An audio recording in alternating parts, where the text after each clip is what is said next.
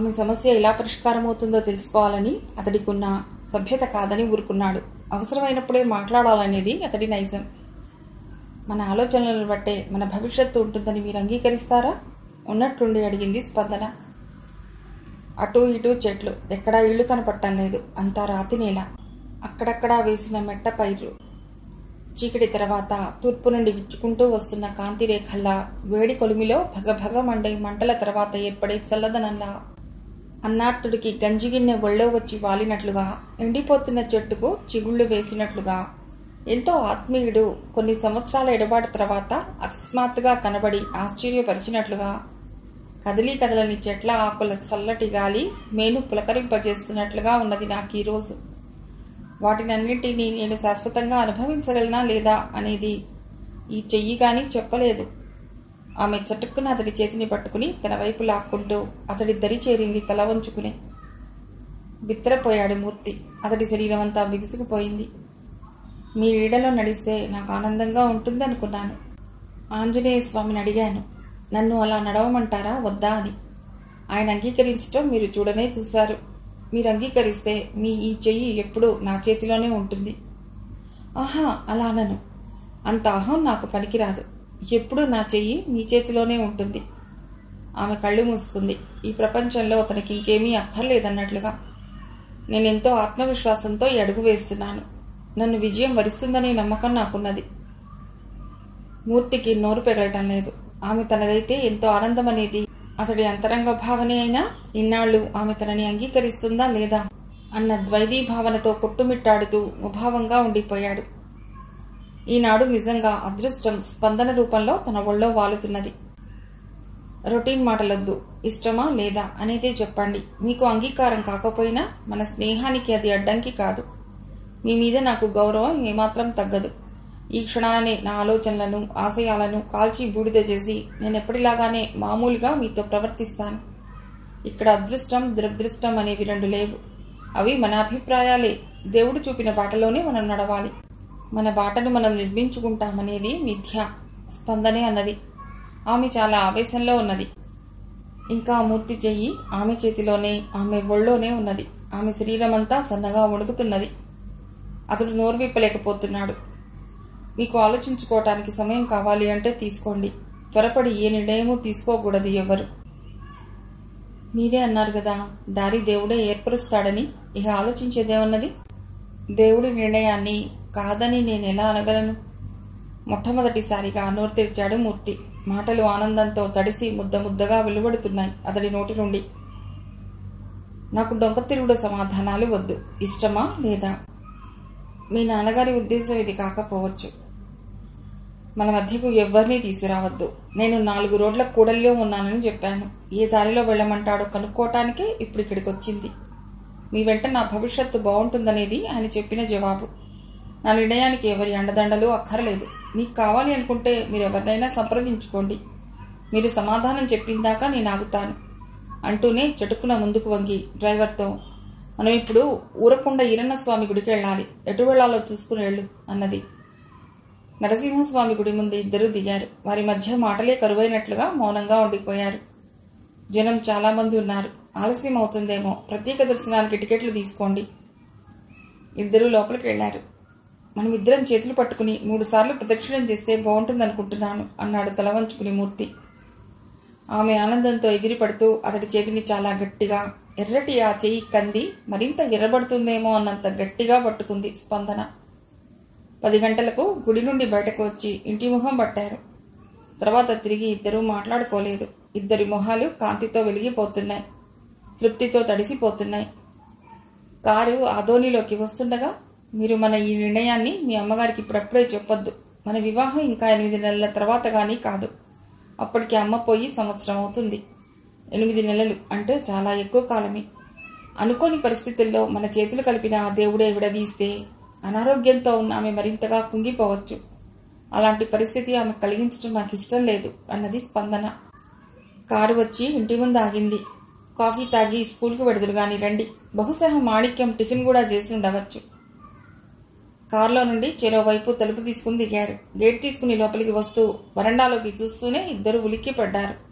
అక్కడ ప్రతాప్ కుర్చీ వేసుకుని కూర్చుని ఉన్నాడు. అతడి మొహం ఎర్రగా కంది ఉంది. వాళ్ళని చూస్తూనే లేచి నిలబడ్డాడు ప్రతాప్, తన అసహనాన్ని అదుపులో పెట్టుకుంటూ. మీరప్పుడే వెళ్ళారట. ఒక్క పావుగంట ముందు నేను వచ్చి ఉన్నట్లయితే మీతో పాటు నేనే వచ్చి ఉండేవాణ్ణి. అదృష్టం లేదు అన్నాడు మూర్తి చేతిని పట్టుకుంటూ. మా అదృష్టం అనుకుంటూ అతడి పక్కగా లోపలికి వెళ్ళిపోయింది స్పందన. 4 రోజులైంది మా మేనకోడల్ని చూసి. అక్కయ్య ఒక్కటే గోల, అమ్మాయి ఎక్కడ ఒక్కతే ఎలా ఉందోనని. సరే నేను చూసి వస్తాలే అంటూ పనులన్నీ వదిలేసి రాత్రి బయలుదేరాను. మా అక్క తంతు చూస్తుంటే ప్రతి శనివారం రాత్రి నన్ను ఆదోని బస్ ఎక్కించేలా ఉంది.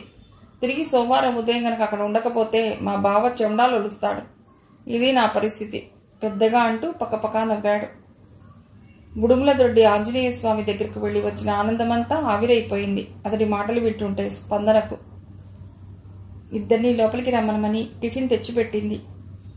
స్పందన, నా టిఫిన్ అయిపోయింది, మీ ఇద్దరే తినాల్సింది. ఏమిటి మీ పిండికి నువ్వు ఫోనే చేయటం లేదుట? ఆమె ఒకటే ఇదైపోతున్నది. ముందొచ్చి తోక కంటే వెనకొచ్చిన కొమ్ములు వాడని ఇప్పుడు ఆవిడ గారికి నేను కనపడటం లేదు. అంతా నీ నామస్మరణే. ఆ ఇంట్లో ఎవరికీ నిజాలు మాట్లాడే అలవాటు లేదా అనిపిస్తుంది అతడి మాటలు వింటుంటే స్పందనకు. మొన్న తండ్రి ఇక్కడికి వచ్చినప్పుడు ఆయన మాటల్ని బట్టి అక్కడ పరిస్థితి ఏమిటో తను అర్థం చేసుకుంది గనక అతడి మాటలు నమ్మాలనిపించడం లేదు. ఆమెకు తెలియని మరో విషయం కూడా ఉంది. ఆయన ఇక్కడి నుంచి వెళ్లి ఇంట్లో కాలు పెట్టిన గంటలోనే అక్కడ ఓ రామరావణ యుద్ధం జరిగిందనేది. ఇంతకీ మీ కూతుర్ని అసలు విషయం అడిగారా అన్నది వసుంధర. అసలు విషయం అంటే అమాయకంగా మొహం పెట్టన్నాడు జగన్నాథం. ఆమె ప్రశ్న అర్థమైనా ఆమె గయ్యిన లేచింది. ఆవిడ గారు మా తమ్ముడిని చేసుకుంటుందటనా లేదా? అదే నేను అడగమన్నది. నేను అడగలేదు. మరి ఎందుకు వెళ్ళినట్టు? వెళ్లే ముందు నేను చిలక్కు చెప్పినట్లు చెప్పి పంపించాను. అసలే ఆవిడ గారికి టెక్కు జాస్తి. 8,000 దండగబెట్టి కొన్న చీర కట్టుకోవటానికే నిలిగింది అన్నది ఈసడింపుగా వసుంధర. అసహ్యంగా మాట్లాడబకు. ఎందుకు కట్టుకోలేదో చెప్పింది కదా, ఇంకా దాన్ని పీకుతావెందుకు? ఆ మాత్రం అర్థం చేసుకోలేకపోతే ఎలా? అనండి, నా మాటలు అసహ్యంగానే ఉంటాయి. నా మట్టి బుర్రకు ఏది అర్థం కాదు. మీ అంతా మీ కూతురంతా తెలివిగల దాన్నైతే ఇలా ఏడుస్తూ ఎందుకుంటాను? వాళ్ళ మీద వీళ్ల మీద ఆధారపడి. ఆమె కంటి వెంట నీరు కారుస్తూ అన్నది. వసు, నేనేం చెప్పాను? ఆ అమ్మాయికి మన ఇల్లు కొత్త. ఇప్పుడిప్పుడే పెళ్ళంటూ సతాయించవద్దు. తల్లిపోయి సంవత్సరం దాటితేనే గాని ఎలాగో పెళ్లి చేయడానికి వీల్లేదు. ఈలోగా చిన్నగా మాలిమి చేసుకుని ఆ అమ్మాయికి నచ్చజెప్పి దాని ఉద్దేశాలు ఎలా ఉన్నా మన దారికి తెచ్చుకోవాలి. అంతేగాని తొందరపడితే పనులవుతాయా? నిజమేనయ్యా, ఆవిడ చచ్చిన సంవత్సరంలోగా ఈవిడని చేసుకోమని బుద్ధున్నవాడెవడూ చెప్పడు. నేను అడిగేది కాదు, అసలు వీడిని చేసుకుంటుందో లేదో కనుక్కోమన్నాను. సరేనంటే సంవత్సరం కాకపోతే 2 సంవత్సరాలు ఆగుతాడు. కాదంటే మాత్రం ఆవిడ నా ఇంట కాలు పెట్టడానికి వీల్లేదు. ముందే చెప్తున్నాను. వాడంతగా ఇష్టపడుతున్నాడు కాబట్టే నేను ఇంతగా ఏడుస్తున్నది. మన మాట వినని దానికి మన ఆస్తంతా ఎందుకు ఇవ్వాలట? మొన్న వచ్చినప్పుడు మీకు చెప్పారని 3 వరుసల చంద్రహారం మెళ్ళో వేశాను. స్వంత తల్లైనా ఇవ్వదలా. మా శ్యామలకు అలాంటి ఆశలేం చూపకపోయినా మా అక్క దాన్ని వీడికి ఇవ్వడానికి ఎంతగానో ఉవ్విళ్ళూరుతోంది. మీ అక్క ఉవ్విళ్ళూరుతుండవచ్చు, కానీ ఆ సేవలు ఏమనుకుంటుందో కనుక్కున్నావా? మా అక్క పిల్లలు నీ కూతురు లాంటి పిల్లలు కాదు. మా అక్క పెంపకమే వేరు. వాళ్ళు పెద్దవాళ్లు గీచిన గీటు దాటరు అన్నది విసురుగా. మంచిదే, అలాగే చేయి. దానికి సంవత్సరం దాకా ఆగటం దేనికి? ఇప్పుడే చేసేయవచ్చు. ఎలాగో నువ్వు నా కూతుర్ని ఇక్కడకు రాని అంటున్నావు కదా. మా అన్నయ్య కొడుకును దత్తత తెచ్చుకుందాం. దాంతో నీ కోరిక నా కోరిక తీరుతాయి. వాళ్ళు సంతోషపడతారు. దానికేం అక్కడ దర్జాగా ఉన్నది. మన బోడి ఆస్తి కోసం అదేం నోరు తెరుచుకు చూడటం లేదు అన్నాడు ఆయన గొంతు పెంచి. ప్రతాప్ వాళ్ళిద్దరి నడుమకు విసురుగా వచ్చాడు. ముసలాళ్ళిద్దరూ నోరు మూసుకు పడి ఉంటే మంచిది. స్పందనను ఎలాగైనా సరే నేను పెళ్లి చేసుకుంటాను. అదే వస్తే కాదనేటందుకు? కాదంటే 4 తన్నైనా మెళ్ళో తాళిగట్టి తీసుకువచ్చి ఇక్కడ పడేస్తాను. శ్యామలనేం బతిమలాడక్కర్లేదు. ఎంసీఏ చేశానని మహా పొగరు. ఆయన గారు తన అన్న కొడుకును ఈ కొంపకు ఏం తీసుకురానక్కర్లేదు. స్వంత కూతుర్ను పెట్టుకుని ఊళ్ళో వాళ్లను పట్టుకు వేలాడటం దేనికి? మీరు అనవసరంగా పిచ్చి పిచ్చి వేషాలు వేస్తే మాత్రం ఈ ఇల్లు ఉండదు, మీరు ఉండరు. నయానో భయానో దాన్ని పెళ్లి చేసుకునేదాకా నేను ప్రతి శనివారం అదోని పెడుతూనే ఉంటాను. దాన్ని నా దారిలోకి ఎలా తెచ్చుకోవాలో నాకు బాగా తెలుసు. ఒక్కటి గుర్తుంచుకోండి, అది నా పెళ్ళాం కాకపోతే మాత్రం ఎవ్వరికీ పెళ్ళాం కాలేదు. ఊరికనే మీరు హైరాణ పడి ఇల్లును రొచ్చుకుంటలా చేయబోకండి అన్నాడు అక్కా బావల మీద ఎగిరెగిరి పడుతూ. దాని ప్రభావమే అతడు ఆదివారం పొద్దున్నే ఇక్కడికి రావటం. మూర్తి లేచాడు. మీ స్టూడెంట్స్ క్రికెట్ ఆడుతున్నారట కదా, పదండి నేను వస్తాను అంటూ అతడి వెంట నడిచాడు ప్రతాప్. స్పందనకు అతడి రాకే చికాకు కలిగిస్తోంది. ఆ పైన మూర్తితో గ్రౌండ్కు వెడుతున్నాడు అంటే అక్కడ పిచ్చిగా ఏం బాగుతాడునని భయపడింది. 12 గంటలు అవుతుండగా గుమాస్తా గారు వచ్చారు. ఆయన్ని చూస్తూనే సంతోషంగా ఆహ్వానించింది స్పందన. పెద్దవారు, మీరు రావాలా? కబురు చేస్తే నేనే వచ్చేదాన్ని కదా అన్నది మర్యాదగా. ఎవరొచ్చినా ఒట్టేనమ్మా, పని కావాలి, ఇవాళ ఆదివారం కదా అన్నాడు ఆయన సోఫాలో కూర్చుంటూ. ప్లాన్ గీయించాను, నీకొకసారి చూపించి బాగుందనుకుంటే అప్రూవల్కి ఇద్దామని. అవన్నీ తర్వాత, మీరు మా ఇంటికి రావటం ఇదే ప్రథమం. టిఫిన్ చేస్తాను, తింటూ మాట్లాడుకోవచ్చు అన్నది హడావుడి పడుతూ. ఆయన నవ్వుతూ, డాక్టర్లు నాకు 1,00,000 నిషేధాలు విధించారు. నేను మంచినీళ్లు తప్ప ఏవీ పుచ్చుకోను. అవి కూడా ఇదిగో నా చేతిలో ఉన్న ఈ సీసాలోవే తాగుతాను. నువ్వలా కూర్చో. మాణిక్యాన్ని పిలిచి మూర్తిగారి కోసరం కబురు చేసింది స్పందన. తర్వాత 5 నిమిషాల్లోనే మూర్తి వచ్చాడు. ఆయన వెనుగ్గా ఉన్న ప్రతాప్ను చూస్తూనే మొహం చిట్లించింది స్పందన. గుప్తా గారు కళావేదికకు గీసిన ప్లాన్ను టీపాయ్ మీద పరిచి దాంట్లో ఒక్కొక్క భాగం చూపిస్తూ వివరించాడు. స్పందన కోరినట్లుగా తల్లి పేరు మీద నిర్మించబోయే ధ్యాన మందిరం ఆమెకెంతో తృప్తినిచ్చింది. అది విశాలంగానే ఉన్నది. ఆ మినీ హాల్లో 100 మంది దాకా కూర్చోవచ్చు. దాన్ని చూస్తుంటే ఆమెకు మరో ఆలోచన కూడా వచ్చింది. అందులో ఓ పక్కగా 4 బీరువాలు పెట్టి భక్తి ప్రధానమైన పుస్తకాలు ఉంచితే ఆసక్తి గలవారు వచ్చి చదువుకుంటారు. చాలా బాగున్నదండి అన్నారు స్పందన మూర్తి ఒకేసారి. మొత్తం ఎంత ఏరియా ఉంటుంది అడిగాడు ప్రతాప్. హాలు వరండాతో కలిపి 15,000 అడుగులు ఉంటుంది. అందులో ధ్యాన మందిరం ఫస్ట్ ఫ్లోర్లో 2,000 అడుగులు అన్నాడు గుప్తా గారు. ప్లాన్ ప్రకారం ఎస్టిమేట్ ఎంత అవుతుంది? ఇంకా ఫర్నిచర్ డెకరేషన్ ఆలోచించలేదు. కన్స్ట్రక్షన్కే 50 లక్షలు దాటుతుందనుకుంటున్నాను. మెటీరియల్ కాస్ట్ రోజు రోజుకు విపరీతంగా పెరిగిపోతోంది. ఇప్పుడే ఖచ్చితంగా ఇంత అవుతుందని చెప్పలేం. అంటే సైట్ కాస్ట్తో కలిపా అన్నాడు ప్రతాప్ కాస్త ముందుకు వంగి ఆసక్తిగా. అతడి ప్రశ్నకు అక్కడున్న అందరూ ఒక్కసారిగా ఉలిక్కి పడ్డట్టుగా అతడి వంక చూశారు. స్పందన అయితే తడబడుతూ, అదేం లేదు, స్థలానికి ఖరీదంటూ ఏమీ లేదు, నలుగురికి ఉపయోగపడేది, మన స్కూల్ ఆవరణలో ఉంటే మనకు కీర్తే అన్నది చిరాగ్గా ప్రతాప్ వైపు చూస్తూ. గుప్తా గారు లేచారు. మిగతా పేపర్లన్నీ తయారు చేయిస్తాను, మీరు సంతకాలు పెట్టవలసి ఉంటుంది, మున్సిపాలిటీకి సబ్మిట్ చేసే ముందు అన్నారాయన. తప్పకుండా, రెడీ కాగానే ఫోన్ చేయండి, నేను మూర్తిగారు వస్తాం, సంతకాలు పెట్టి ఎడతాను. కావాలని మూర్తిగారిని కూడా తీసుకువస్తానన్నట్లుగా అన్నది. ప్రతాప్కు ఆ మాట వింటూనే చిట్టెత్తుకొచ్చింది. మూర్తిని కత్తిరించకపోతే తనకిక్కడ ప్రాధాన్యత లభించేలా లేదు అనుకున్నాడు కసిగా మనస్సులోనే. గుప్తా గారు వెళ్ళిపోయిన తర్వాత మూర్తి స్కూల్కి వెళ్ళాడు. వాళ్ళని పంపి స్పందన లోపలికి వస్తుండగానే ప్రతాప్ గొంతు పెంచి, 15,000 అడుగులు అంటే సుమారుగా 1700 గజాలు. అంత స్థలం ఊరికినే వస్తుందా? 30 లక్షల పైనే ఉంటుంది. దానం ఇచ్చేయటమేనా? తెలివి తక్కువగా. అసలు నాన్నకు చెప్పావా ఈ విషయం అడిగాడు ఆమెని చూస్తూనే. విచిత్రంగా అతడి వంక చూసింది. చూడండి ప్రతాప్ గారు, మొదటిగా మనం నేర్చుకోవాల్సింది మనకు కాని విషయాల్లో కల్పించుకోకపోవటం, మనను అడగందే ఎవరికీ ఉచిత సలహాలు ఇవ్వకపోవటం అన్నది చాలా సౌమ్యంగా. అంటే నీ ఉద్దేశం ఏమిటి? నేను తప్పుగా మాట్లాడాననా? ఖచ్చితంగా. నాకు ఇన్ని చెప్తున్నావు, నువ్వు చేసిన పనేమిటి? పెద్దవాడు నాన్నకు చెప్పకుండా ఏదైనా చేసేయటమేనా? ఆ పైన ఆయన కాగితాలు తయారు చేస్తాను, సంతకాలు పెట్టమంటుంటే లాయర్ సలహా తీసుకోనక్కర్లేదా? రేపు ముందు ముందు ఎన్ని ఇబ్బందులు వస్తాయో నీకేమైనా తెలుసా? స్పందన నిశ్చితంగా అతడినే చూస్తూ, ఒక్క మాట చెప్పండి, ఈ విషయంలో నాన్నను సంప్రదించవలసిన అవసరం ఏమున్నది? నేను ఆయన ఇచ్చిన ఆస్తినేమీ ఎవరికీ ధారాదత్తం చేయటం లేదే. ఇది మా అమ్మ సంపాదన. ఆమె బ్రతికి ఉండగా దీన్ని ఆమోదించింది. అంతకు మించి అనుమతి ఎవరి దగ్గర తీసుకోవాల్సిన అవసరం నాకు లేదు అన్నది నిక్కచ్చిగా. అంటే తండ్రన్నా గౌరవం లేదన్నమాట. నేను ఆ మాట అనలేదు. ఊరికనే ఊహించి ప్రతి దాన్ని చిలువలు పలువలు చేయబోకండి, బాగుండదు ఈసడింపుగా అని లోపలికి వెళ్ళిపోయింది. అక్కడే పళ్ళు నూరుతూ చాలాసేపు నిల్చున్నాడు ప్రతాప్.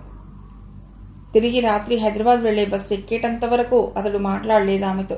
మనస్సు ఆమె మీద కోపంతో కుత్తకుత్తలాడుతుందా. సంచి పట్టుకుని బయలుదేరుతూ, మీ పిన్ని నువ్వు ఎప్పుడు హైదరాబాద్ వస్తావో కనుక్కోమంది అన్నాడు.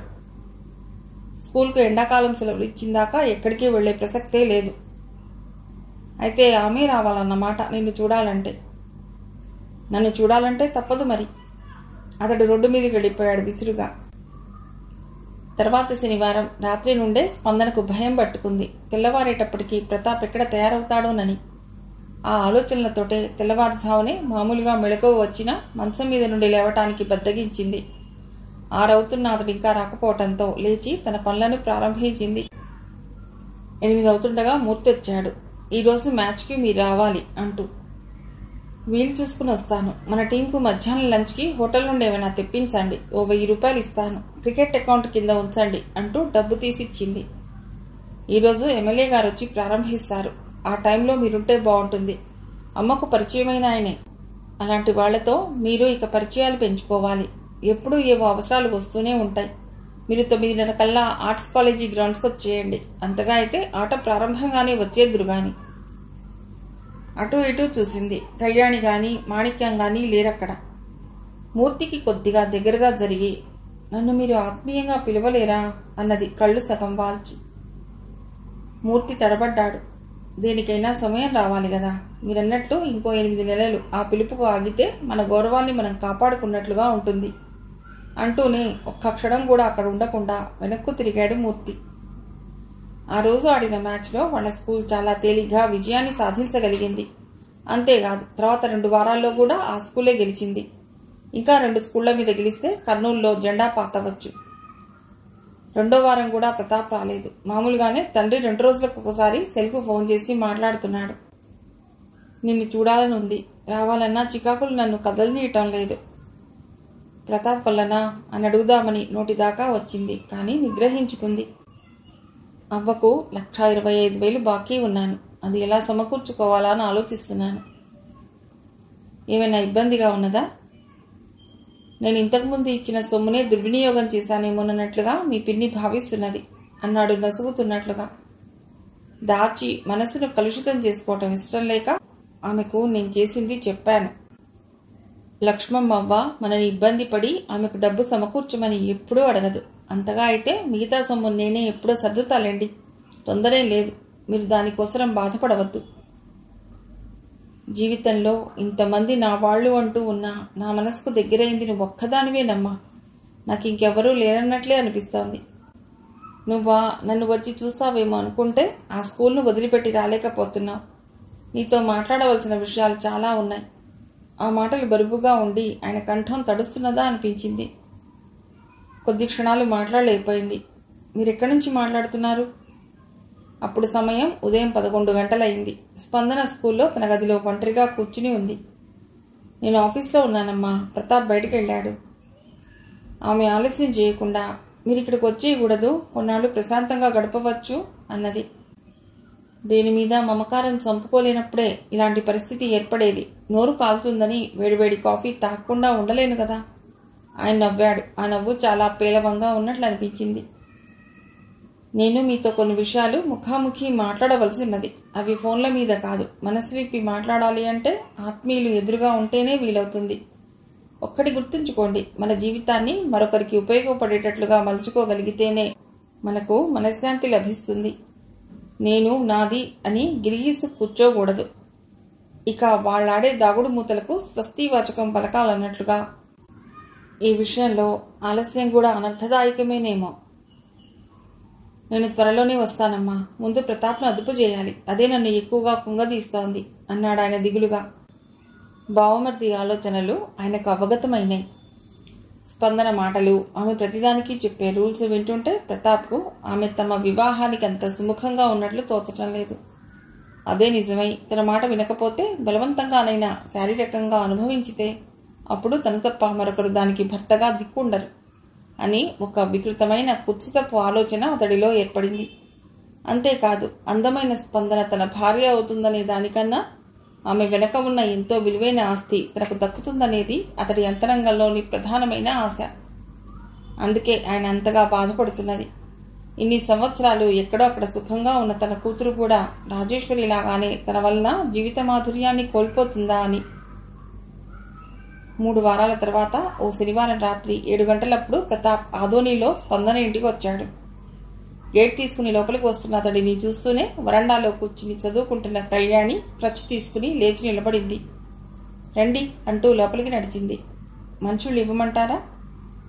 ఇవ్వు అన్నాడు భుజాన ఉన్న సంచిని సోఫా పక్కన పడేసి కూర్చుంటూ. కళ్యాణి వంట ఇంట్లో నుండి గ్లాస్తో మంచుళ్ళు తెచ్చి అతడికి ఎదురుగా టీపాయ్ మీద పెట్టింది. స్పందన లేదా? అక్క బయటికి వెళ్ళిందండి. ఎక్కడికి వెళ్ళింది? తెలియదు. మూర్తి మాస్టర్ వస్తే ఇద్దరు కలిసి వెళ్లారు. ప్రతాప్కు చరుణ కోపం వచ్చింది. ఈలోగా దొడ్లో పనిచేసుకుంటున్న మాణిక్యం లోపలికి వచ్చి ప్రతాప్ను చూస్తూనే, బాగున్నారా బాబు? బాబుగారు ఎలా ఉన్నారు అని అడిగింది. అందరూ బాగానే ఉన్నారు కానీ స్పందన ఎక్కడికి వెళ్ళింది? బాగా చీకటి పడింది విసురుగా అన్నాడు. తెలీదండి, ఒక్కతే వెళ్ళలేదులేండి. అదే నేను అడుగుతున్నది. రాత్రిపూట పరాయి వాళ్లతో తిరిగితే ఏం బాగుంటుందని. పెద్దగా అరుస్తున్నట్లే ఉంది అతడి కంఠం. పరాయి వాళ్ళు ఎవరున్నారండి ఇక్కడ? మూర్తి మాస్టారు తెలిసిన వారే కదా. బహుశా వాళ్ళింటికే వెళ్ళిందేమో. ఆలస్యంగా వస్తానని చెప్పి మరీ వెళ్ళింది కసిగా అన్నది కళ్యాణి. అక్కను ఎవరన్నా చిన్న మాటన్నా కళ్యాణి సహించలేదు. కళ్యాణికి అతడన్నా అతడి మాటన్నా మంట. ఇంతకు ముందు వచ్చినప్పుడు 1-2 సార్లు మాటల్లో తనని కుంటిది అనటం గుర్తున్నది. అక్కకు కూడా అతడంటే ఎవగింపేనని తెలుసు. మాణిక్యం వంట ఇంట్లోకి వెళ్ళిపోయింది. స్పందన మూర్తితోటి వెళ్ళింది అనే విషయం అతడికి బాగా కోపం తెప్పించింది. అయినా రాత్రిపూట వాళ్ళిద్దరూ అలా తిరుగుతుంటే నలుగురు చూసి ఏమనుకుంటారు? అక్కయ్య చెబుతూనే ఉన్నది వాళ్ళని ఒక కంట కనిపెట్టి ఉండమంటూ. తనని స్పందన నిర్లక్ష్యం చేయటానికి కారణం మూర్తి అయి ఉండవచ్చు. ఇక ఆలస్యం చేయకూడదు. అతడి స్థానం మీద అతడికి చూపించాలి. ఆ పైన తనను ఆవిడగారు పెళ్లి చేసుకునేటందుకు ఇష్టపడుతున్నదో లేదో తేల్చుకోవాలి వెంటనే. కాదంటే ఏం చేయాలో తనకు తెలుసు. ముసలాయనదేమున్నది? మునగదీసి కూర్చున్నాడు తొందరపడవద్దంటూ. ఆయనకు తెలిసి చావటం లేదు ఇక్కడ జరుగుతున్న భాగోతం. తనను కాదన్న తర్వాత కూడా ఆయన గారు ఆస్తినంతా ఆమెకే విల్లు రాశాడంటే తను తన అక్కయ్యే ఇబ్బందుల్లో పడవలసి వస్తుంది. అందుకే మొక్కగా ఉన్నప్పుడే తుంచేస్తే రేపు ఏ ఇబ్బంది ఉండదు. ఇక్కడ ఈవిడేమో ఈ కుంటిదాన్ని ఒకదాన్ని నెత్తిన పెట్టుకు పోషిస్తున్నది. లక్షలకు లక్షలు విలువ చేసే స్థలాన్ని ఆ గుప్తాకి దానం చేసింది. ఇవన్నీ తెలిసి చేస్తున్నదో తెలియక చేస్తున్నదో అర్థం కావటం లేదు. లేక ఇలా చేయమని మూర్తే సలహా ఇస్తున్నాడు. ఈవిడగారు ప్రతి దానికి అతడి మీదే ఆధారపడుతున్నది. మాణిక్యం కాఫీ తెచ్చి ఇచ్చింది. రోజు ఇట్లాగే రాత్రులు ఆయనతో పడి రోడ్ల మీద తిరుగుతుంటుందా అన్నాడు ప్రతాప్ కోపంగా కళ్యాణి వంక చూస్తూ. అతడి మాట తీరుకు కళ్యాణి కోపాన్ని ఆపుకోలేకపోయింది. తిరిగినా తప్పేముంది? చిన్నప్పటి నుండి తెలిసిన మనిషి, కలిసి చదువుకున్నారు అన్నది విసురుగా. అది అతడికి కొత్త విషయం. వాళ్ళిద్దరిది అంత స్నేహమా? ఎంత స్నేహమో తెలియదు కానీ స్నేహంగానే ఉంటారు. మాణిక్యం కళ్యాణిని లోపలికి పిలిచింది అతడితో అనవసర సంభాషణ పెట్టుకోవద్దని చెప్పటానికి. కళ్యాణి గోడవారగా క్రచ్ని సంక కింద పెట్టుకు నడుస్తూ వంట ఇంటి వైపుకు వెళ్లబోయింది. ఆగు అన్నాడు అరుస్తున్నట్లుగా ప్రతాప్. మాణిక్యం, నువ్వు వెళ్ళి ముందు అమ్మగారిని నేనొచ్చానని చెప్పి పిలుచుకురా. మాణిక్యం మాట్లాడలేదు. కళ్యాణి వంటింట్లోకి వెళ్ళిపోయింది. నీకే చెప్పేది. ఎక్కడికైనా వెళ్ళి పిలుచుకురమ్మంటారు? వాళ్ళు గుడికి వెళ్లారో బజార్కే వెళ్లారో తెలియదు. మాణిక్యం సౌమ్యంగానే అన్నది. మూర్తి ఇంటికి వెళ్ళి అడుగు తెలుస్తుంది అన్నాడు విసురుగా. ఉన్నాడుగా, తైనాత్తిలా ప్రతి దానికి తయారవుతాడు. కళ్యాణి ఆ మాటకు కోపాన్ని నిగ్రహించుకోలేకపోయింది. విసురుగా క్రచ్ని టకటగా మోగించుకుంటూ హాల్లోకి వచ్చింది. వెనుక మాణిక్యం వారిస్తున్నా వినకుండా. ఏటి అంటున్నారు? ఆయన తైనాత. మా తెలుగు మాస్టర్ అంటే గుళ్ళో దేవుణ్ణి పూజించినట్లు పూజిస్తారు. స్కూల్లో పిల్లలంతా. మీరన్న మాట మరెవరన్నా విన్నారంటే మీరు ఒక్క క్షణం ఇక్కడ ఉండలేరు అన్నది కఠినంగా. ఏంటే వాగుతున్నావు కుంటిముండా? ఇంట్లో పడి మేస్తున్నది కాక మాకే ఎదురు తిరుగుతావా? 2 పీకానంటే వెళ్ళి రోడ్డు మీద పడతావు. మాణిక్యం తలుపు దగ్గర నించుని అతడినే నోరు తెరుచుకు చూస్తున్నది. ఏది పీకు చూద్దాం, నీ సంగతంతా ప్రభాకర్ చెప్పాళ్లే నాకు అన్నది కసిగా. వాడేవాడు? వాడు నీ తైనాత. విసురుగా లేచి నిలబడ్డాడు జారిపోతున్న కళ్ళజోడును ముక్కు మీదకు నెట్టుకుంటూ. ఏం చెప్పాడు? ఒళ్ళు కొవ్వెక్కి బలిసిపోతున్నావు. ఇద్దరినీ కలిపి పాతేస్తాను. ప్రభాకర్ని అప్పుడే మర్చిపోయావా? మా స్కూల్ క్రికెట్ టీం కెప్టెన్. ఓడిపోమని డబ్బులు ఇచ్చావుట కదా మొన్న వచ్చినప్పుడు. వాడు నా క్లాస్మేట్. నువ్వు చేసిన ఆ వెధవ పని రహస్యంగా నాకు చెప్పాడు. మా స్కూల్ పిల్లలకు తెలిసిందంటే నిన్ను పట్టుకుని నీ జుట్టు తలా గుప్పెడు పీకి నీ చేతిలో పెడతారు. జాగ్రత్త. ఏమన్నావు? మళ్ళాను? నిన్నిప్పుడే చంపేస్తాను. ఎవడడ్డొస్తారో చూస్తాను. భ్రష్టముండా. ఎవరో కనిపారేస్తే మా ఇంట్లో పడి కుక్కలా తింటూ నన్నే అంటావా? అతడు రంకెలేస్తూ ముందుకొచ్చాడు. కళ్యాణి గొంతు పట్టుకుని పిసికేయాలన్నంత కోపంగా. అతడు ఆవేశంతో వడికిపోతున్నాడు. కళ్ళు చింతనిప్పుల్లా ఎర్రబడిపోయి ఉన్నాయి. తన రహస్యం బయటపడిందని తెలియటంతో. ఇంకో అడుగు వేస్తే చేతి దూరంలోకి వస్తుందనగా గోడను ఆనుకుని నిల్చున్న కళ్యాణి మెరుపులా పక్కకు జరిగి క్రచ్ని ఎత్తి అతడి మోకాలు విరిగేలా పట్టమని కొట్టింది. ఒకే దెబ్బకు అతడు నరాలన్నీ జివ్వున లాగగా కుప్పలా నేల మీద పడిపోయాడు. అమ్మా అని పెద్దగా అరుస్తూ. సరిగ్గా అతడి వెనకాల మాణిక్య నిలబడి ఉన్నది. ఆమె చేతిలో వంట ఇంట్లో చిన్న రోల్లో పచ్చడి నూరుకుండే బండ ఉంది. కళ్యాణి ఒక్క క్షణం ఆలస్యం చేసిన ఆ రోకలి బండ అతడి గూడెను జార్చివేసేదే. కళ్యాణి కొట్టిన దెబ్బకు అతడి కళ్ళు తిరగసాగాయి. అంతా మసగగా కనబడుతోంది. అప్పుడే గేటు చప్పుడవుతుండటంతో వంట ఇంట్లోకి వెళ్లి చేతిలోని బండను రోటి దగ్గర పెట్టి వెనక్కు వచ్చింది మాణిక్యం. కళ్యాణి ఇంకా గోడకు ఆనుకునే నిల్చుని ఉన్నది విగుసుకుపోయి. స్పందన, మూర్తి వరండా మెట్లెక్కుతుండగానే మాణిక్యం త్వరగా ముందుకొచ్చి, రండమ్మా తొందరగా, సమయానికి వచ్చారు, చిన్నబాబు గారు వచ్చారు, మెట్లెక్కుతూ జారిపడ్డారు. ఇప్పుడే నీళ్లు చల్లి ముగ్గేశాను. కాలు జారిందల్లే ఉంది. మోకాలి దగ్గర విరిగిందేమోనని భయంగా ఉంది. లేవలేకపోతున్నారు. నేనే లోపలికి ఎత్తుకొచ్చి కూర్చోబెట్టాను అన్నది కంగారు పడుతున్నట్లుగా. వాళ్ళని చూస్తూనే కళ్యాణి కోలుకుంది. వాళ్ళిద్దరూ పరిగెడుతున్నట్టుగా లోపలికొచ్చారు. ప్రతాప్ బాధతో కాలు పట్టుకుని మెలికలు తిరిగిపోతూ నేల మీద దొర్లుతున్నాడు. అతడి కంటి వెంట ఆ బాధను భరించలేనట్లుగా నీళ్లు కారుతున్నాయి.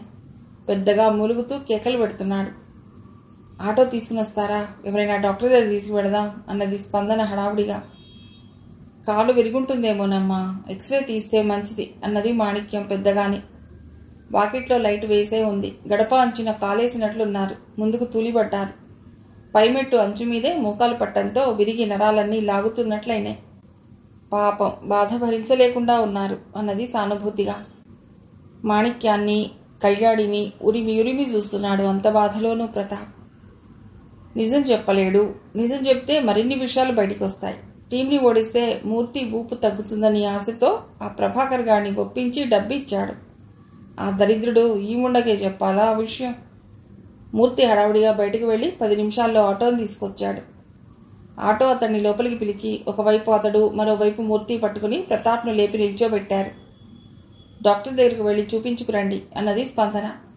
విసురుగా ఆమె వైపుకు మొహం తిప్పాడు గాని ముందుకైతే అడుగు వేయలేకపోయాడు. కాలెత్తినవాడు అమ్మా అంటూ మళ్లీ నేల మీదకు జారిపోయాడు బాధతో. అక్క, దెబ్బ తగిలిన వైపు సంక కింద నా క్రచ్ పెట్టుకుంటారేమో అడుగు అన్నది కసిగా. పెదవులు బిగించి కళ్ళు నిప్పులు కురిపిస్తూ ఆ అమ్మాయి వంక చూశాడు ప్రతాప్. నేనిప్పుడు ఏ డాక్టర్ దగ్గరకు వెళ్ళను. ఓ టాక్సీ మాట్లాడండి, దాంట్లో పడుకుని హైదరాబాద్ వెళ్ళిపోతాను అన్నాడు చిరాగ్గా. ముందెళ్ళి డాక్టర్కు చూపించుకోండి. ఫ్రాక్చర్ లేదంటే అలాగే వెళ్ళిపోదురు గాని పెయిన్ కిల్లర్ ఇంజెక్షన్ చేయించుకొని అన్నది స్పందన అనునయంగా. ఇంజెక్షన్ చేయించుకుని అట్నుంచటే టాక్సీలో వెళ్ళిపోతాను. మీ ఇష్టం మూర్తిగారు, ఆయన ఎలా అంటే అలా చేయండి అంటూనే బీరువా తెరిచి డబ్బు తెచ్చి మూర్తికిస్తూ, ఇది 5,000 ప్రతాప్దే. ప్రభాకర్ ఇచ్చాడట కదా మన టీం ఓడిపోయేలా చూడమని. అతడు ఆ డబ్బులు తెచ్చి నాకు ఇచ్చాడు. ఇప్పుడు ఇలా మందులకు టాక్సీకి ఉపయోగపడుతుందిలేండి. సౌమ్యంగా అన్న ఆ మాటల్లో ఎగతాళే ఎక్కువగా ఉన్నది.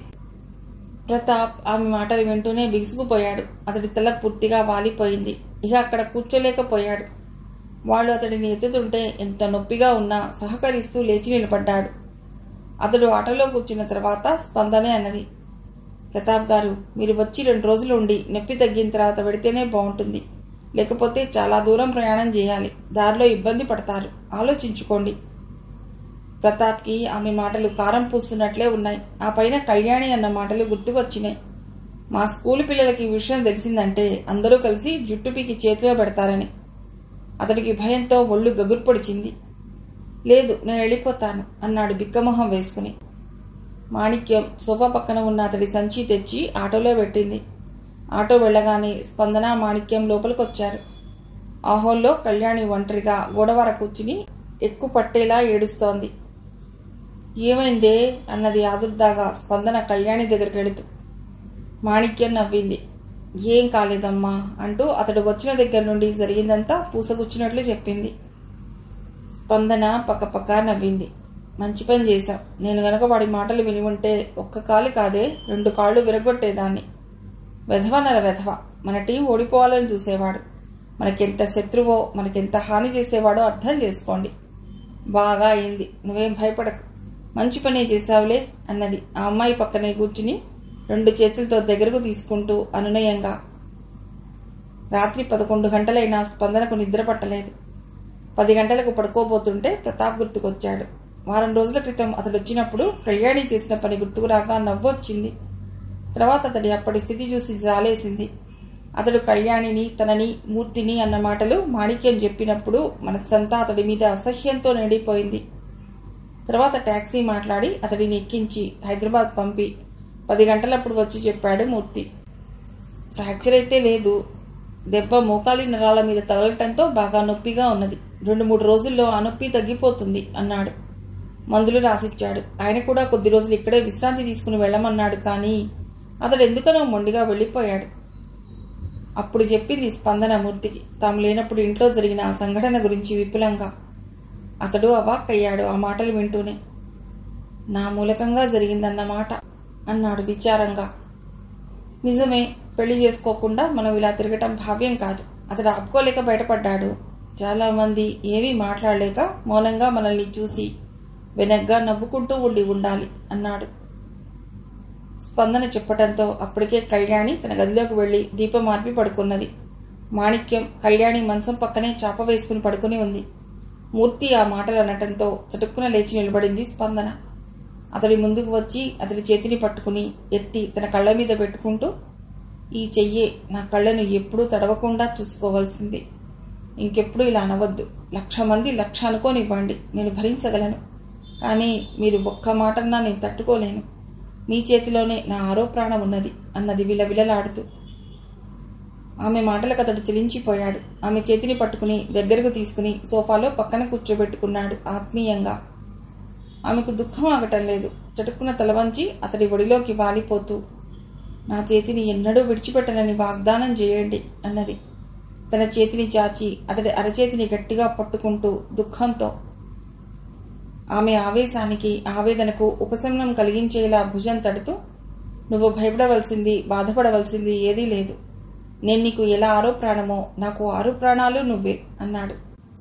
ఓకే, కష్టతరమైన ప్రారంభం సుఖమైన ముగింపుకు దారి తీస్తుందని నమ్మేవాళ్లలో నేనొకడిని. నీ ప్రేమ, నీ మీద నాకు ఉన్న నమ్మకమే నా జీవితంలో నేను పొందే గొప్ప సుఖం అన్నాడు తన్మయంగా కళ్ళు మూసుకుని. ఇక ఒక్క క్షణం అతడు అక్కడ ఉండలేదు. లేచి వడివడిగా తలుపు దాటి గేటు దాటి రోడ్డు మీద కాలు పెట్టాడు. చాలాసేపు అతడు వెళ్లిన వైపే శూన్యంలోకి చూస్తున్నట్లుగా రెప్పలార్పకుండా చూస్తూ ఉండిపోయింది స్పందన. తర్వాత తలుపులన్నీ వేసి అమ్మకు అవ్వకు దండం పెట్టుకొచ్చి పడుకునేటప్పటికే 11 దాటింది. ఆ సంఘటన జరిగి వారం రోజులైనా ఇంకా ఆమె పూర్తిగా మర్చిపోలేకపోతున్నది. మనస్సుకు సాంత్వన చేకూర్చుకోలేకపోతున్నది. మనస్సంతా వికలమవుతున్నది. తన తండ్రి తన జీవితంలో అనుకోకుండా ప్రవేశించి తన భవిష్యత్తుని అల్లకల్లోలం చేస్తున్నాడా అనిపించగా వేదన కలుగుతున్నది. తన తల్లి ఏనాడు సుఖం పొందలేదు. ఆమె జీవితం ఆయన మూలకంగా కంటకప్రాయమే అయింది. సరే, ఏదో విధంగా కోలుకొని శారీరక సుఖాలను త్యజించి మానసిక ఆనందంతోనే జీవితాన్ని గడిపి వెళ్ళిపోయింది. ఆమె వెళ్ళిపోయిన వెంటనే తన జీవితంలో ఈయన ప్రవేశించటం తనకు క్షణికానందాన్నే మిగిల్చింది. కళ్ళెత్తి చిరాగ్గా గోడకున్న గడియారం వంక చూసింది. 12 దాటి 30 గంట అయింది. నిద్ర వచ్చే సూచనలు కనపడటం లేదు. లేచి మంచం పక్కగా చాప వేసుకుని బాసిక పట్టు వేసుకుని కూర్చున్నది. ఎదురుగా గోడ మీద తల్లి ఫోటో, లక్ష్మమ్మ అవ్వ ఫోటో. తనివి తీరా వాటిని చూసి కళ్ళు మూసుకున్నది. ఓం. ఆమె ఎంతసేపు అలా కూర్చున్నదో ఆమెకే తెలియదు. తర్వాత పడుకున్న తెల్లవార్లు కలత నిద్రే, తెలియని ఆవేదన, జరగకూడదు ఏదైనా జరగబోతున్నదా అన్నట్లుగా. ఎండెక్కిన తర్వాత కానీ మెళకువ రాలేదు. కళ్ళు తెరిచి గోడ గడియారం వంక చూస్తే 7 గంటలైనట్లుగా గమనించింది. వడివడిగా లేచింది. మాణిక్యం ముందే లేచినా ఆమె గాఢ నిద్రలో ఉన్న తీరు చూసి లేపలేదు. ఆ రోజు ఆదివారం అవటంతో. మొహం కడుక్కొని కాఫీ తాగుతుంటే ఫోన్ మోగింది. చేసింది ప్రతాప్. స్పందన, రాత్రి బావకు లైట్గా హార్ట్అటాక్ వచ్చింది. మా ఇంటికి దగ్గరలో ఉన్న ఓ సూపర్ స్పెషాలిటీస్ హాస్పిటల్లో చేర్చాం. ఆయన కులాసాగానే ఉన్నారు. తర్వాత నీకు చెప్పలేదని నెపం వేస్తావేమోనని ఫోన్ చేస్తున్నాను. ఇప్పుడు ఎట్లా ఉన్నది? కంగారుగా అడిగింది. ఎక్కువగా రాలేదని చెప్పాను కదా. డాక్టర్లు ఏం ప్రమాదం లేదన్నారు. నువ్వు చూడాలనుకుంటే వీలు చూసుకుని రావచ్చు. హడావుడేం లేదు. ఆయన ఇంటెన్సివ్ కేర్లో ఉంచారు. ఎవరినీ లోపలికి రానివ్వటం లేదు. ఆ కంఠం చాలా నిర్లక్ష్యంగా ఉన్నట్లు అనిపించగా విచలితురాలయ్యింది స్పందన. నువ్వు వద్దామనుకుంటే నాకు ఫోన్ చేస్తే నేను బస్టాండ్కి వస్తాను. ఇక్కడ ఆటోలు స్ట్రైక్ జరుగుతున్నది. ఇబ్బంది పడతావేమోనని చెప్తున్నాను. మీ ఇంటికి వస్తే నన్ను అవమానించినట్లుగా ఇక్కడ నిన్నెవరూ అవమానించరు.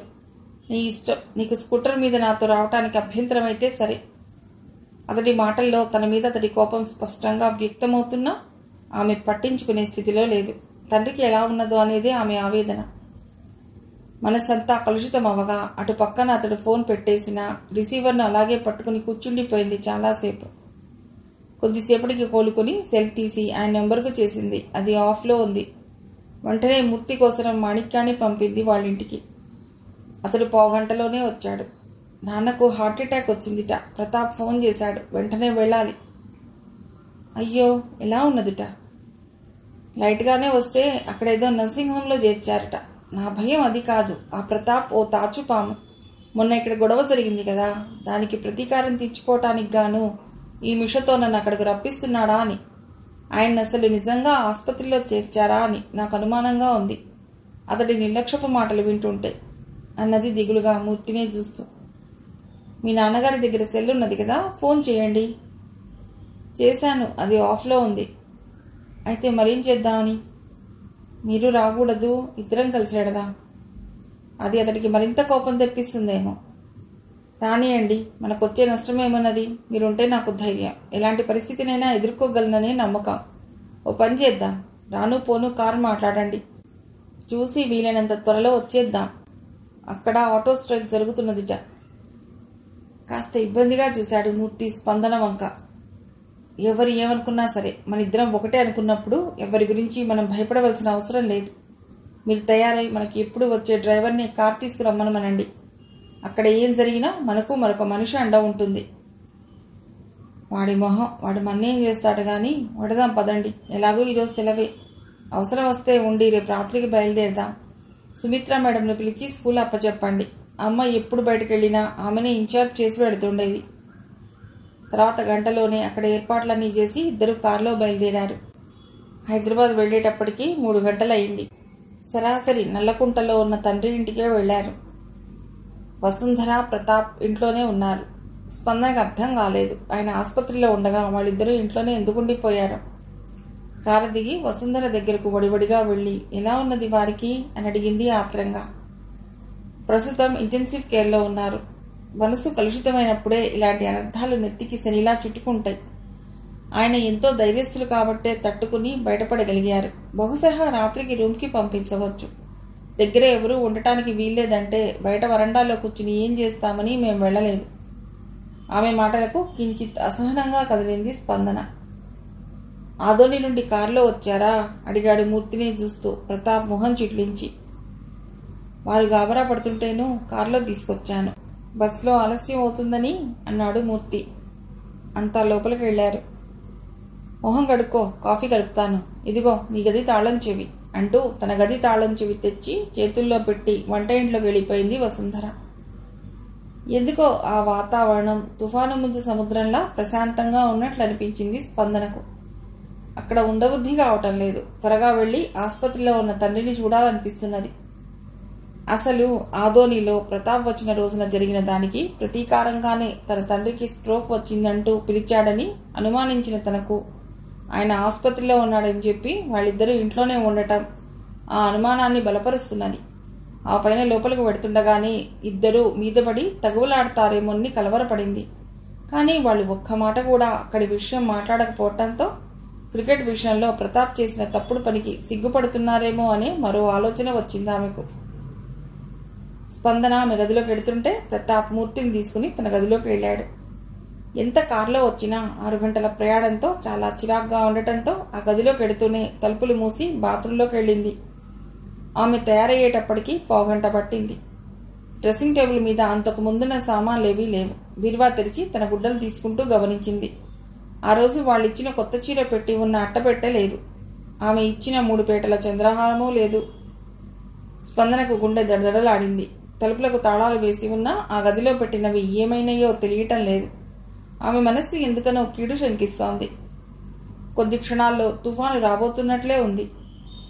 తన బ్యాగ్లో ఉన్న దువ్వెన తీసుకుని తలదువ్వుకుంది. కుంకం డబ్బా తీసి బొట్టు పెట్టుకుంది. బయటకు వస్తుండగా వసుంధర ఆ గదిలోకి వచ్చింది. గది దుమ్ము కొట్టుకుపోయిందేమోనని పని మనిషి చేత రోజూ ఉడిపిస్తున్నాను. వాళ్ళని నమ్మటానికి వీల్లేదు. అందుకే చీరను గొలుసును తీసి నా బీరువాలో పెట్టాను అన్నది. మంచి పని చేశారు అన్నది చిరునవ్వుతో స్పందన. కానీ డ్రెస్సింగ్ టేబుల్ మీద నుండి దువ్వెనతో సహా చిన్న చిన్న వాటిని కూడా తీసివేయవలసిన అవసరం ఏమొచ్చిందో అర్థం కాలేదు. ప్రతాప్, మూర్తి అతడి గదిలోంచి బయటకు వచ్చారు. తర్వాత పావుగంటకు. వాళ్లను చూస్తూనే వసుంధర వంట ఇంట్లోకి వెళ్ళింది కాఫీలు తేవటానికి. ప్రతాప్ చిన్నగా నవ్వి, మీకు అభ్యంతరం ఏమున్నది? స్పందన ఆ గదిలో ఉన్నట్లుంది, వెళ్ళండి అంటూ అక్క వెనుకే వంట ఇంట్లోకి వెళ్ళాడు. మూర్తికి అతడి మాటలు చాలా చిరాకు కలిగించడమే కాకుండా కోపమూ కలిగించినాయి. అయినా నిగ్రహించుకుని అతడు అన్నట్లుగానే సరాసరి ఆమె గదిలోకి మరే ఆలోచన లేకుండా వెళ్ళాడు. మూర్తిని చూస్తూనే, నేను రెడీ, మీరు స్నానం చేస్తారా అన్నది. అక్కర్లేదు, క్రితంసారి వచ్చినప్పుడు నీ గుడ్డలు ఇక్కడ ఉంచానన్నావు కదా, వాటిని టివ్వు, కారులో పెడతాను అన్నాడు విసురుగా. అతడి మాటలు వింటూ విచిత్రంగా చూసింది అతడి వంక. దేనికి? నేను చెప్పింది చెయ్యి అన్నాడు కరుగ్గా. మళ్ళా మనం ఇక్కడికి రావటం లేదు. అతడి కంఠానికి ఒక్కసారిగా బిగుసుకుపోయింది స్పందన. నోరు తెరుచుకుని అతడినే చూస్తూ ఉండిపోయింది. ఇంతవరకు ఎన్నడూ అతడిని అలా చూడలేదు. నాకు చాలా బాధగానే ఉన్నదమ్మా. నిన్ను చూసి నాకు స్వంత కూతురే ఉన్నట్లుగా సంతోషించాను. కానీ నిజాలు తెలిసినప్పుడు ఆయనే భరించలేకపోయారు. నేనెంత అసలు అటాక్ రావటానికి కారణం అదే అన్నది విచారంగా మొహం పెట్టి. అప్పుడే ఆ గదిలోకి వచ్చిన వసుంధర. ముందు కాఫీ తాగండి ఇద్దరు. ఆమె చేతిలో ట్రే ఉంది. అందులో కాఫీతో 2 కప్పులున్నాయి. వాళ్ళు ఏం చెప్పాలనుకుంటున్నారో, తను ఏం వింటున్నదో అర్థం కానంత అయోమయంలో పడిపోయింది స్పందన. ఆమెకు మూర్తి అసహనానికి కారణం అర్థం కావటం లేదు. వసుంధర మాటలు అర్థం కావటం లేదు. ఆమె మెదడు పూర్తిగా ముద్దుబారిపోతోంది. ప్రతాప్ వచ్చాడు. నేను ఆసుపత్రి వైపు వెడుతున్నాను, వేరే అర్జెంటు పని ఉన్నది, మీరు బయలుదేరితే చూపించి వెళతాను అంటూ. మూర్తి లేచి స్పందన క్రితంసారి ఇక్కడికి వచ్చినప్పుడు తెచ్చి వదిలేసిన సంచిని అందుకున్నాడు. బొమ్మలా అతడి వెనకే నడుస్తున్నది స్పందన. నేను 8 గంటలకు ఆయనకు భోజనం తీసుకుని వస్తాను, చెప్పండి ఆయనకు. అప్పటికి ఆయన వేరే స్పెషల్ రూమ్లోకి పంపుతానన్నారు అన్నది తలుపు దగ్గర నిల్చునే వసుంధర వాళ్ళు కారెక్కుతుంటే. ప్రతాప్ డ్రైవర్కి చెప్పాడు, నేను ముందు స్కూటర్ మీద పెడుతుంటాను, వెనకాలే ఫాలోకా. కారు గేటు దాటి రోడ్డు మీదకి వచ్చింది. స్పందన ఇక ఆపుకోలేకపోయింది. మూర్తి చేయి గట్టిగా పట్టుకుని, ఏమైంది, ఏమైనా అన్నారా వాళ్ళు అన్నది ఆత్రంగా. ఎందుకు అలా ఉన్నారు మీరు? ప్రతాప్ మీ మీద పెద్ద దెబ్బ కొట్టే అతడి గసంతా తీర్చుకున్నాడు. ఈ ఇంటితో మీకు ఇక ఏ సంబంధమూ లేకుండా చేయాలనేది వాళ్ళ ప్రయత్నం. అంటే? ముదురుముడి వేసింది. సరిగ్గా చెప్పండి. అతడు ఆమె చేతిని గట్టిగా పట్టుకున్నాడు. అతడి నరాలు బిగుసుకుపోతున్నాయి. నువ్వు మీ అమ్మ సొంత కూతురివి కాదుట. కళ్యాణిలాగానే నిన్ను ఈ లోకంలో ఎవరో కని పారేస్తే ఆమె తెచ్చి పెంచుకున్నదిట. జగన్నాథం గారికి పుట్టిన అసలు కూతురు ఆయన ఆమెను వదిలేసిన సంవత్సరంలోనే చనిపోయిందిట. ఇప్పుడు నువ్వు ఆయన వల్లో వేసుకుని ఈ ఆస్తి కాజేయటం కోసం ఆయన సొంత కూతుర్నే అంటూ నాటకం ఆడుతున్నావుట. చాలా ఇంకా విపులంగా చెప్పాలా? ఆయనకి ఈ విషయం తెలిసిన తర్వాతే అటాక్ వచ్చిందిట. దానికి నువ్వే కారణముట. మూర్తి కళ్ళు నిప్పులు కురిపిస్తున్నాయి. స్పందన ఆ మాటలు వింటూనే బొమ్మలా బిగుసుకుపోయింది. తను అమ్మకు స్వంత కూతురు కాదా? ఆమె కూతురు పసిపిల్లలాగానే చనిపోయిందా? ఏ బాస్టర్డ్ చెప్పాట వాళ్ళకి అబద్ధాలని? ఎవరూ చెప్పి ఉండరు, వీళ్లే కల్పించి ఆయనకు చెప్పి ఉంటారు. చూస్తూ చూస్తూ ఇంత ఆస్తిని ప్రతాప్ను భర్తగా చేసుకోవటం ఇష్టం లేని నీకు కట్టబెడతారా ఎవరైనా? చంపేస్తాను వాణ్ణి, ఏమనుకుంటున్నాడు? ఆమె ఒంట్లో రక్తం మరిగిపోతున్నది. కూల్ డౌన్ స్పందన. ఈ సమస్యను ఆవేశంతో పరిష్కరించలేవు. ఆ సంగతితో తర్వాత చూద్దాం. ముందు నాన్నగారిని చూద్దాం పదా. అసలు ఆయనకు నిజంగా హార్ట్అటాక్ వచ్చిందో లేదో, అది వీళ్ల కల్పితమేనేమో చూడాలి.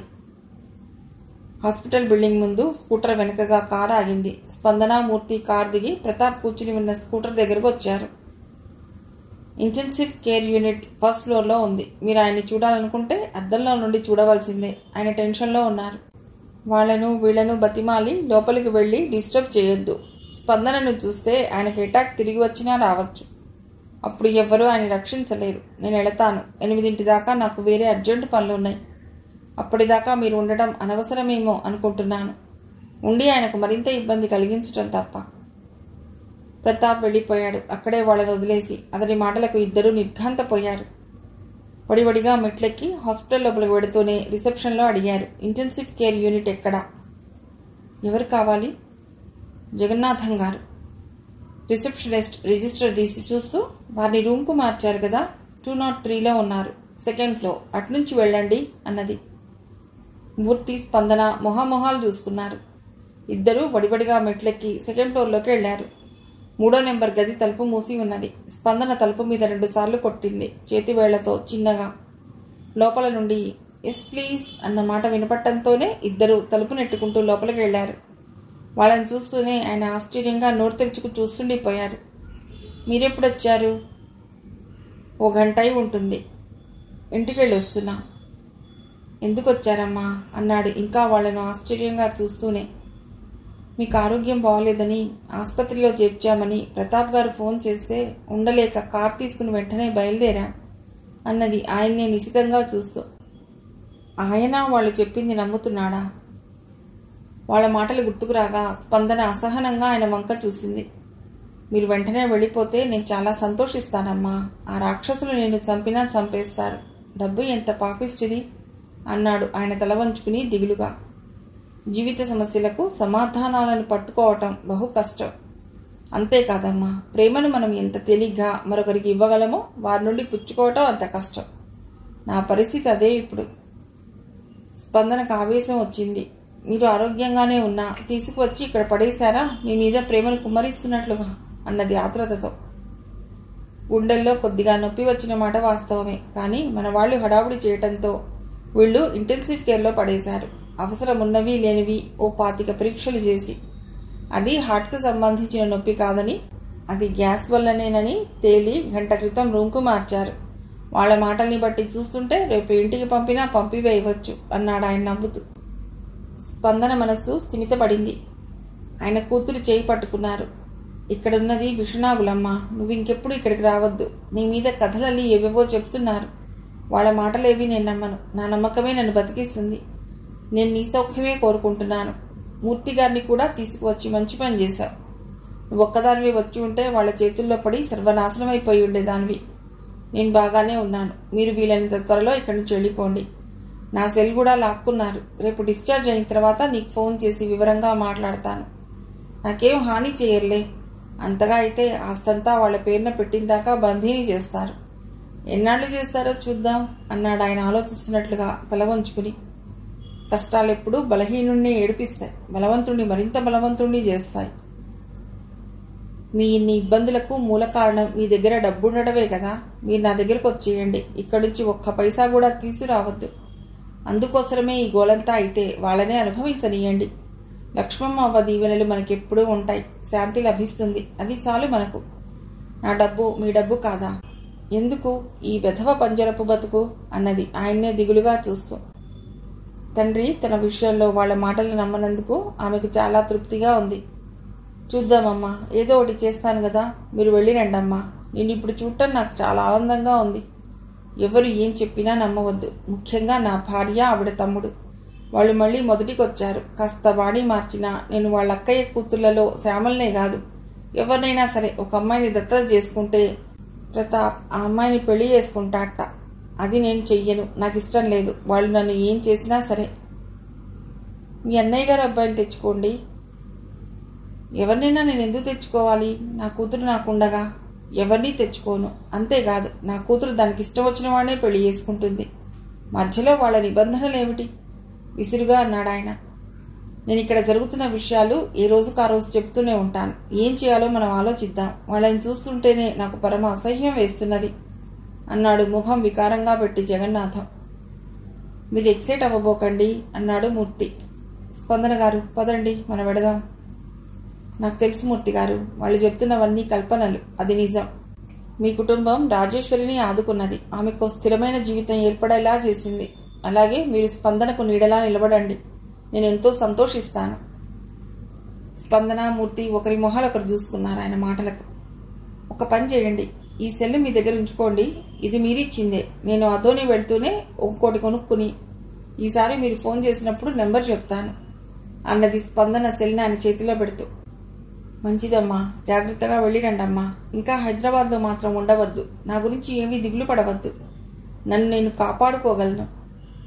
ఇద్దరూ బయటికి వచ్చేశారు. తలుపు దాటుతూ ఒక్కసారి వెనక్కి తిరిగి తండ్రి మొహంలోకి చూసింది స్పందన. ఆయన ఆమె వంకే చూస్తున్నాడు. మొట్టమొదటిసారిగా అతను చూసినప్పుడు సున్నాగా ఉన్న ఆయన మొహంలో ఇప్పుడు ముడతలు ఏర్పడుతున్నాయి. కళ్ళు లోపలికి పోయినట్లున్నాయి. రెప్పల క్రిందగా నల్లటి చారలు ఏర్పడుతున్నాయి. అలా ఉన్న ఆయన చూస్తుంటే ఆమెకు ఆపుకోలేనంత దుఃఖం వచ్చింది. అదోని వచ్చేటప్పటికి తెల్లవారుజామున 3 గంటలయ్యింది. ఇంటి ముందు కారు దిగుతూ స్పందన, నేను 6 లక్ష్మమ్మ గుడికి ఎడతాను, వచ్చేటప్పటికి 8 గంటలు అవుతుంది. ఈరోజు నేను స్కూల్కు రాను, మీరు వెళ్ళవద్దు. మీ పాస్పోర్ట్ సైజ్ ఫోటో ఒకటి, రేషన్ కార్డు తీసుకుని 10 గంటలకు మా ఇంటికి రండి. నిన్న జరిగిన క్రికెట్ మ్యాచ్ ఏమైందో కనుక్కోండి అన్నది. గేటు చప్పుడు చేయటంతో మాణిక్యం వచ్చి తాళం తీసి మూర్తి ఇచ్చిన బ్యాగ్ను లోపల తీసుకువెళ్ళింది. అలాగే అన్నాడు మూర్తి కారెక్కుతూ. దేనికి అని అడగనేం అన్నది నవ్వి. వాటిని ఉపయోగించేటప్పుడైనా చెప్తారు కదా అన్నాడు నవ్వుతూ. కారు ముందుకు వెళ్ళిపోయింది. తన గదిలోకి వెళ్ళి మంచం మీద పడుకున్నా నిద్ర పట్టలేదు. అసహనంగా అటు ఇటు కదులుతూనే ఉన్నది. ముడతలు పడిన తండ్రి మొహమే కనబడుతున్నది. పాముల్లా నాలికలు బయటికి చాపి మాట్లాడుతున్న అక్క తమ్ముళ్లే కనబడుతున్నారు. కల్లోలితమైన మనస్సుతో కళ్ళు మూతలు పట్టమే లేదు. 5 గంటలు అవ్వగానే లేచింది. కాఫీ తాగి స్నానం చేసి గుడికి వెళ్లేటప్పటికి 6 గంటలయ్యింది. అంతా ప్రశాంతంగా ఉన్నది. సరాసరి మెట్లు దిగి కిందకు వెళ్లి లక్ష్మమ్మ అవ్వ సమాధి ఎదురుగా బాసిక పట్టు వేసుకుని కూర్చున్నది.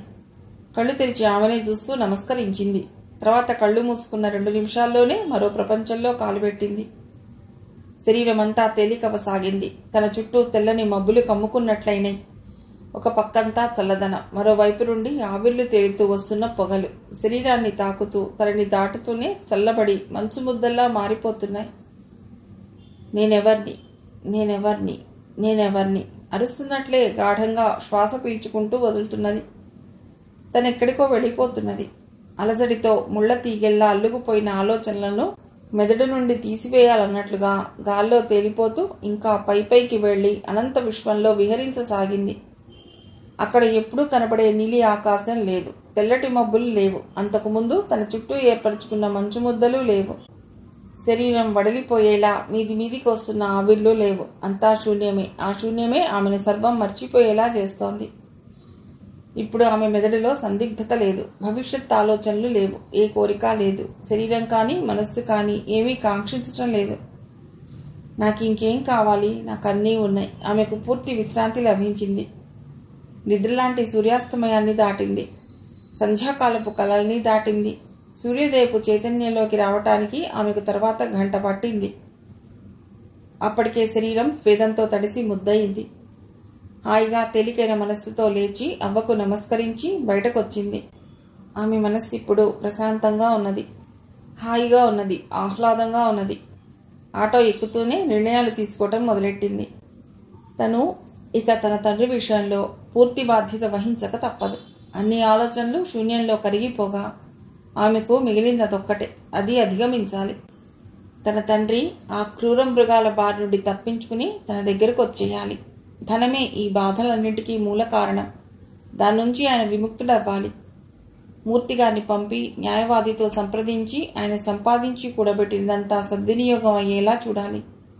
ఈ ప్రపంచంలో అన్నార్తులకు లెక్కలేదు. ఆధారం లేక కుమిలి కుమిలి ఏడుస్తున్న వృద్ధులు ఎందరో ఉన్నారు. ఆయన ఆస్తి ఆ భార్యాభర్తల తదనంతరం ఓ ట్రస్టుకు చెందేలా చేయాలి. ప్రతాప్ లాంటి ధన దాహార్తులు అనర్హుల చేతుల్లో పడి ఆయన శ్రమ వ్యర్థమై కలుషితమై పోకూడదు. తన తండ్రి భవిష్యత్ అంతా ఏ దిగులు లేకుండా హాయిగా గడిచిపోవాలి. 10 గంటలవుతుండగా మూర్తి వచ్చాడు ఆమె చెప్పినవి తీసుకుని. మన టీం నిన్న కూడా గెలిచాం.